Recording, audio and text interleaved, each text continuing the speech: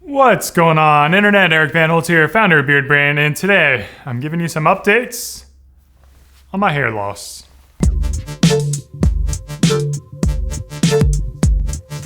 So, if you guys have seen a few of my videos in the past, you know that I have been using Rogaine, and I also used, for Hims, I was using finasteride, as well as taking some biotin supplements. And wanted to give you a little bit of updates of what my current status is, the results that I saw, and again, kind of my recommendations for you, and also for maybe some new products that are out there on the marketplace. So let's just cut to the chase. About 5 months ago, I decided to stop using the hair loss medications, the Rogaine and the Propecia. And the big reason for that was I got back into rowing. Rowing is my sport. It's very physically demanding. And frankly, I was concerned about the side effects of how minoxidil will affect your cardiovascular health. And I wanted to be able to work out at my full potential without the risk of any kind of damage to my body. Now, let's be clear, I wasn't having any side effects. I wasn't having any kind of, I didn't have dry scalp. I didn't have any kind of heart palpitations. I didn't have any kind of issues in the bedroom using finasteride. It was just an ordinary experience for me using these medications. And it was more of a precautionary thing. Because here's the second thing that happened to me over this hair loss journey. I took one of those DNA tests over at 23andMe. Not a sponsor. Although 23andMe. And what's interesting about 23andMe is they have like kind of characteristic traits based on your DNA. And one of those traits is how likely you are to deal with hair loss. And based on my DNA, I saw that I don't really have the DNA to deal with hair loss. Now there's more than your DNA in regards to hair loss. And I very much have parts of my crown that are thinner than they used to be. And they're thinner than the front of my head, the sides, and of course the back. But when I looked at that information from 23andMe, it kind of gave me a moment to say that these drugs, maybe they help. Maybe they'll help regrow hair. But the reality is the issue is maybe more in here than it is right here. And maybe the issue is that I've kind of got to come to terms with being nearly 40 years old and just dealing with hair that gets thinner as you age. Because I think that's the reality for 60 to 70% of guys. And whether it comes on early and young and hits you hard and fast, or it happens gradually over time. I feel like my hair loss journey is going to be on the longer scale things. So when I get into hopefully, my 50s and 60s, my hair will continue to thin, but it's not going to be the typical male pattern baldness that you see. That's very common with people that have that gene that are more likely to deal with that. But here's the thing, guys. I still don't like it. Okay, like, I don't like that my hair is thinner up here. I don't like that sometimes, I don't know, can you see?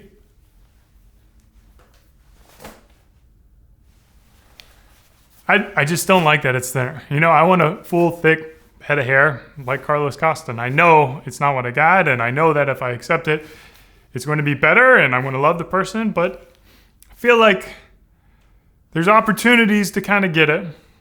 And I don't know, like maybe if I start dealing with more hair loss, more thinning back there, then I might maybe consider getting plugs or something to just thicken it up. I don't know though. It's a weird situation, you know, because I know so many guys deal with hair loss that's far more extreme than mine. And I know it happens to the majority of guys, and I should just be like, okay, that's how it is. There's so many other flaws in my body that I don't really have a problem with. My voice, my ears, my skin, you know, like I got moles all over the place, you know, moles galore.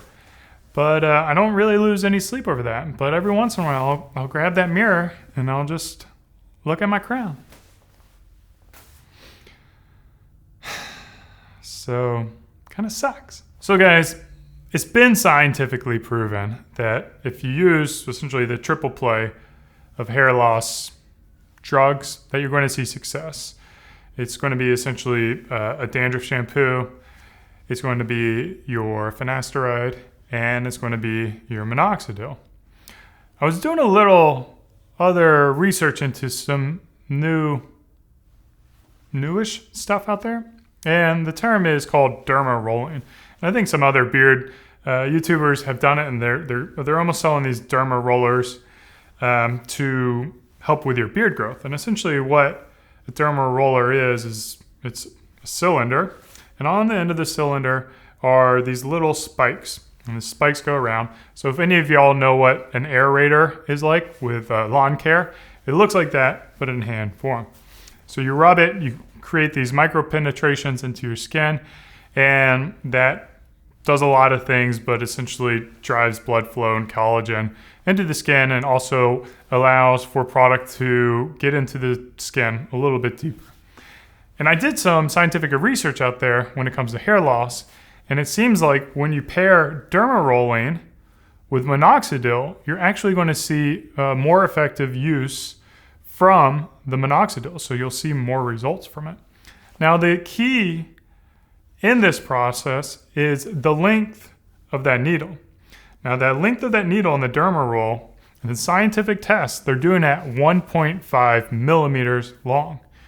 And what I had a hard time finding was on these consumer grade derma rollers on how long those actual needles are. Because if the needle's not long enough, then essentially it's almost like a cosmetic, a vanity thing, and it's not going to give you that benefits.